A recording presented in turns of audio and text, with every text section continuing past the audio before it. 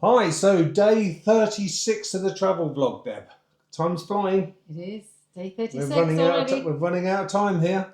So today's vlog is all about temples and what was the other thing? It's shrines, wasn't it? Shrines and temples, is that correct? Yeah, sort of cultural and religious sites within Kuala Lumpur, because we are visiting Kuala Lumpur for a month, as you know, and we are currently planning on our list of things to do. Yeah. And we thought this could be a good one. So there's a few places in Kuala Lumpur that I think would be of interest to go and see. Again, we've done our good old research. Yeah. So bear with us if we're looking down. It's because we're reading. And there's multiple religions, isn't there, in Kuala Lumpur? Yes, it's very multicultural, from my understanding. Okay. So the first one, which doesn't sound like a religious place at all, it's called Batu Caves. Now, that conjures up to me a cave full of bats. Yes. It doesn't conjure up a temple. We shall see. Yeah, but interestingly, it's a series of limestone caves that house Hindu shrines. All right, okay. And they were most famously dedicated to Lord Murugan. And the iconic feature, I don't know if you've seen it or ever been there, but it looks incredible, is a 42.7 metre, that's 140 foot, golden statue of Lord Murugan. And it's one of the tallest Hindu statues in the world. Wow. And it's golden. I bet Hindus come from all over the world to go and see that then. I would have thought so. Yeah. And it's placed at the foot of the steps leading up to the temple. Wow. And the steps are beautiful. They're all brightly coloured steps walking up. What, like a marble or something? I don't know what they're actually made of. I've only seen pictures. But yes, they're very pretty. They're very, very beautiful to look at. Let's hope they are the same in person. So the experience it talks about is you climb 272 steps. That'll get us fit. I think get those knees working. I think we'll have to stop a couple of times. Yes. To reach the main cave, known as the Cathedral Cave or the Temple Cave. And that has a huge vaulted ceiling and shrines inside. Oh, yes. I do love a vaulted ceiling. I know it's mad, but being an ex-builder carpenter, I do love architecture and structure of architecture. So something like that really interests me. Yeah, and I'm fascinated how they thought to, put their religious site within a cave. Yeah. Very clever. Yeah. Very clever. I wonder if there's a meaning behind it. Maybe hopefully we'll find out once we're there. And then there are some other caves there. One is called Dark Cave, but you need a guided tour with that. So imagine it's really dark. I would imagine it must be really dark there. And it showcases impressive limestone formations, which I'm always fascinated by them. Yeah. And cave-dwelling animals. Wonder what they are. Well, I had to dig a bit deeper. Oh, I bet you did. I need to prepare myself of what I might come across. Yes. And in this cave, we might come across, as I already mentioned, bats. Yes. Insects. Yeah. Which I'm not too keen on. Spiders. Yeah. Again, not my favourite. Snakes. Wow. Okay, snakes as well. And cave crickets. Oh, I've never heard of that. Nor me. I didn't know that crickets would live in a cave. Yeah, I would have thought it would be a bit dark and damp for them, but there you go. But obviously they've got used to that environment, or that's their preferred environment. Yeah, so So there's some tips. Go early, and early means early. Before 9 a.m. Yeah. Before 9 a.m. Sure, I'm going to struggle with that one. I do like a lie-in. But it makes sense because that's to try and avoid the intense midday heat. Yes. Because obviously it must get really hot. And watch out for the monkeys. Yes, and I think that's across the board with monkeys because they are cheeky little sods, aren't they? And they've been there for however long, and they've got so used to tourists being there now, and it's easy picking. Yeah, they snatch, and at the end of the day, one thing I will be doing with the camera and stuff is tying it to my wrist so they can't run off with it. Yeah, we need to organise a wrist strap for that, definitely. Yeah. Yeah, because we'd be lost without that. Well, it's very expensive. It's like these, I've seen it on YouTube but they run off with phones and stuff like that. So Yeah. you've got to be careful because Yeah. I mean, I don't know about you, but an iPhone at the moment's got to be £1,000, isn't it? Oh, I don't know the cost of them, but yeah, they're not cheap, are they, to replace? And it's not just like replacing a phone, though, is it? It's like replacing your right arm. Yes, because you've got all we your rely on details them in for everything now, don't we? Yeah, I remember as a young man, you knew everybody's phone number in your head. You just knew it, didn't How you? did we do that? Yeah. Just everybody knew the numbers, and there'd be loads of them. Yeah, you're right. You know, home numbers, Yeah. extensions, everything. I mean, and today I can't even remember Debbie's number, and I ring it all the time. That's shocking. I know his number. And the other tip is obviously, as you would expect, to wear appropriate clothing. Yeah. So it is a place of worship. You must cover your shoulders and your knees. Yeah. I'm surprised it doesn't say head. That you Yeah. have to cover your head as well. Unless that's mainly Catholic, that kind of thing. Don't know. But again, it's, you know, you've got to be, what's the word? Mindful. Respectful. Yeah, mindful and respectful of the local religions and the local cultures when you're travelling.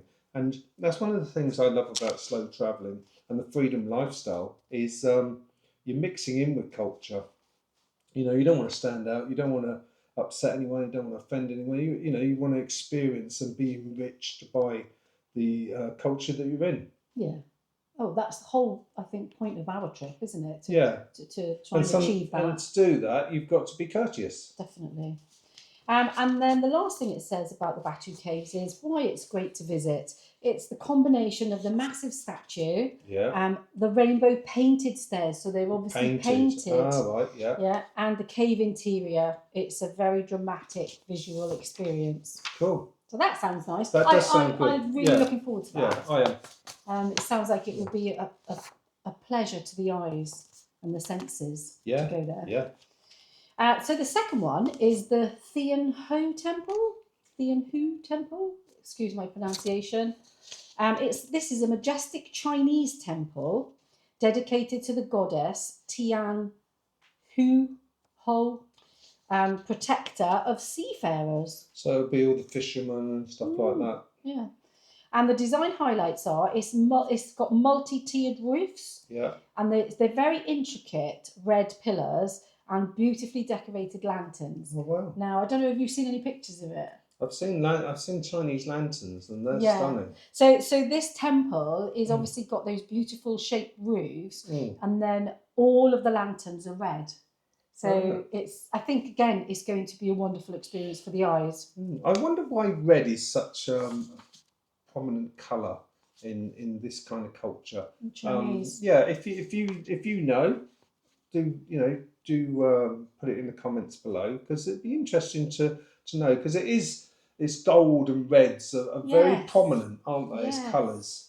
Yes, yeah. When you think of Chinese structures or whatever, yeah.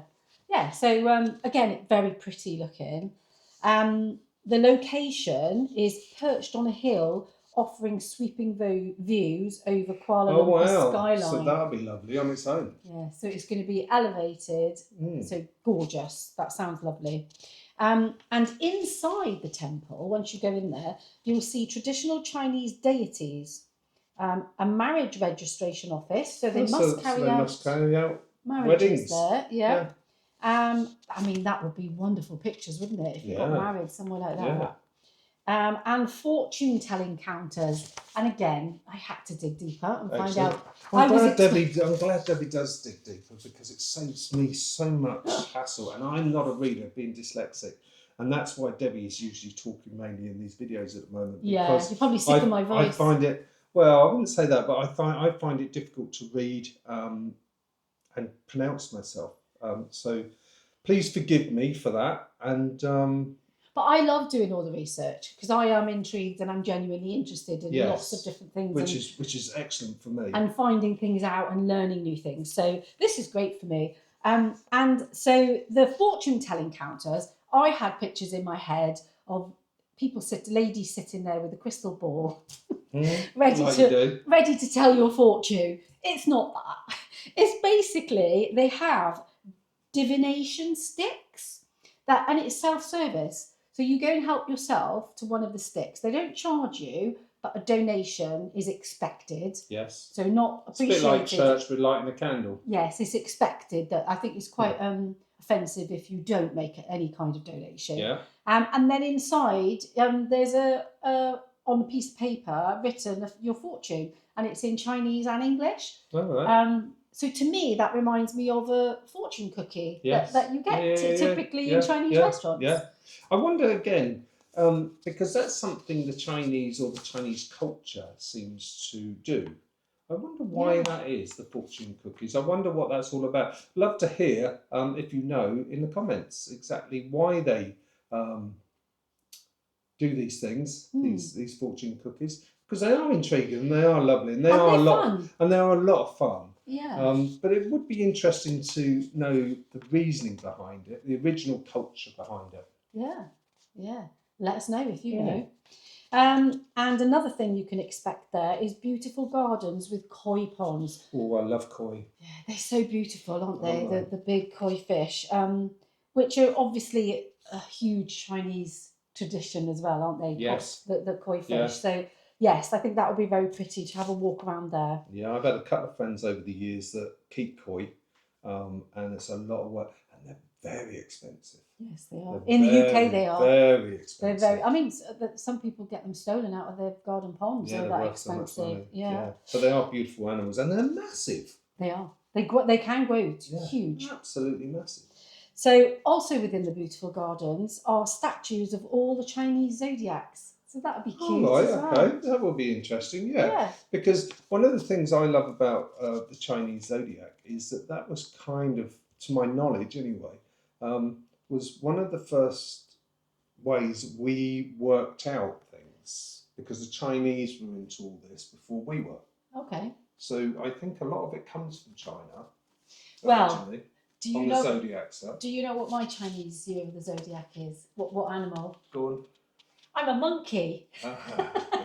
Well, I'm a stallion. You are? I know. You are a horse? I'm a stallion. So we have a horse and a monkey? No. So the best time to visit, again, is early morning or sunset for good photography, when the temple lights come on and the city below glows. When would you think you prefer to go? During the day or with the lights? I like the atmosphere of the lights. I quite like that. As general, whenever we've been abroad and we're overlooking a city, especially when you're overlooking a city, because during the day you're overlooking it, okay, it's interesting, but the lights just give that ambience, they give that wow factor, they give that romantic, I don't know, it's a different feeling. Yeah. My only thought in my head is I really want to walk around the gardens. Yes. So I'm just hoping that they'll be very well lit. And that makes sense. Which they must be. Yeah. If they're advising you to go, in the evening as well. Yeah. Okay, so that's it for the Thean Hou Temple. Mm-hmm. The next one, we only have 4. So number 3 is the Jamek Mosque. And this is one of Kuala Lumpur's oldest mosques. It was built in 1909. Which is quite recent, really. Yeah, and it says it's blending.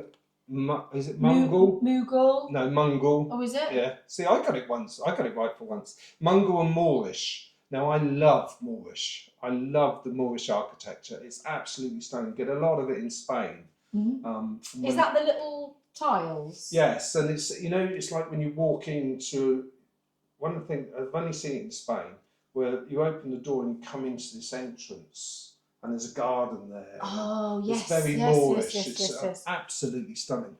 But it also has Islamic styles as well within this mosque. Yeah, and again, I don't know what that is. No, apart from the domes, which we see on Islamic is it temples or mosques? Mosques, yeah. So this is a mosque. Yeah.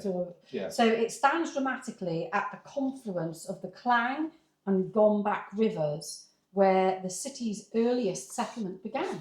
Wow. And the architecture is white domes. Wow, because you imagine building those domes, especially back then, and that's what, I don't know about you, but I love, how did they do that? How did they create that? Back in the day, and you have to go... It was the 1900s, so no, but I mean, but it's a copy. That's what they did originally, the domes. Yeah. And that's one thing I love about it's my carpenter head coming out, my engineering head coming out as well, because you go back to so many traditional architectural builds, and we create so much now from their knowledge. Yes. Oh yeah, they were the experts. Yeah. Yeah. It's mad. Yeah, they paved the way for us. It's a bit like we take the mickey in the UK about the Roman roads and the UK roads. The Roman roads are still there. Still going strong. And the UK roads are just potholes everywhere. So the architecture is white domes, arched colonnades, and a photogenic prayer hall. I've never been inside a mosque prayer hall. No. Hall, so that's going to be a new experience for me. Yeah. Which would be cool. Yeah. And it symbolises the roots of Islam in Malaysia and is still a functioning mosque with daily prayers. All right. So modest dress is required, as you'd expect. You can borrow robes on site, which is good. They're not charging you for them. Yeah. And it's closed to non-Muslims during prayer times. Yeah, which makes sense. Yes. I don't know how many prayers a day do Muslims are they required, or how many times a day does a mosque open for prayer? That'd be interesting. Anybody who's a Muslim who's watching, that'd be fascinating. So please, put something down in the comments. And then the last one, which is number 4, is the Sri Mahamariamman Temple. Again, really sorry for the pronunciation. It's probably completely wrong. But it's the oldest functioning Hindu temple in Kuala Lumpur, dating back to 1873. So this is even older. Yeah. See, it's still not that old, is it? No. So the striking feature of this temple is the dramatic multicoloured gopuram, which is another word for tower, with hundreds of sculpted deities standing 23 metres tall. Wow. And I wasn't sure what a deity was, which is show my ignorance there, so I did have to Google it. But it's basically gods and goddesses. And they're all on the external, a bit like Exeter Cathedral, where they've got obviously lots of religious people from historically. It sounds very similar, but to this, what would you call it, religion. Yes. The interior is richly decorated shrines to various Hindu gods. Yeah, I think they have quite a few, don't they? I'm not sure. Yeah. Occasional ceremonies with music, fire offerings, that's interesting, and chanting, a unique visual and audio treat. Well, you say fire offerings, I think they do, that part of the world, I might be wrong, but they do a lot of amazing fire shows, where they're swinging this at night. I've seen them when I've been on holiday, but I didn't know it was a religious thing. Well, I think it is. I think there's a lot in Malaysia because of that. Oh. Cool. And then lastly, just the visiting tips, which is the only one it said about this for, is you must remove your shoes before entering. Yeah. And obviously respect worshippers and avoid interrupting any rituals if there's one going on at the time. Yeah, no, that makes a lot of sense. I mean, it's quite standard basic stuff, isn't it? If you've got anything about you, and I think most people have. Yes. So if you'd like to join us on this journey, and you'd like to see more of what we've got to talk about and show you, because we will be doing more videos as we go along of where we go and what we do and everything. It won't be just talking. This is just the prep stage. This is the boring stage, yeah. This is the prep it's really essential though, and I think it's really good that we're doing this stage, because like I said in a previous video, our hope for this channel was that we could show you from cradle to grave, so to speak, the whole journey, not just, we've arrived in Kuala Lumpur and this is what we're doing. There's a lot of preparation going into this 12-month trip of ours, and we want to share every part of it with you. And once we're on the road, obviously our videos are going to be so much more enjoyable and exciting, I would have thought. Yes. And it won't just be me standing here talking. I hope we're putting a bit of fun into it as we're waffling on. But yes, do subscribe if you want to come along on the journey with us, because we'd love you to come along. And that's about it for today, isn't it? It is. That's it. We've covered the religious sites in Kuala Lumpur. So not sure what we're talking about tomorrow yet, but we'll find something. Yes. And one thing I would mention, we've started another site that's with raffles. And what that is just to give people a chance to win some stuff and basically to help us on our way. So if you fancy a flutter, Yeah. You fancy a very flutter. cheap tickets for sale for all sorts of unusual things. Yes. So, we'll put the link in the description below for the other site. It's called Freedom Lifestyle Raffles. So if you're interested, just press on the link and have a little look. have a little flutter. Who knows? You might win something. Yeah. Hope you do. And if you do, let us know. Yeah. So do subscribe. Do come along on the journey with us because we'd love you to come along. And that's it. Until tomorrow. Yes, we'll see you again tomorrow. Bye-bye.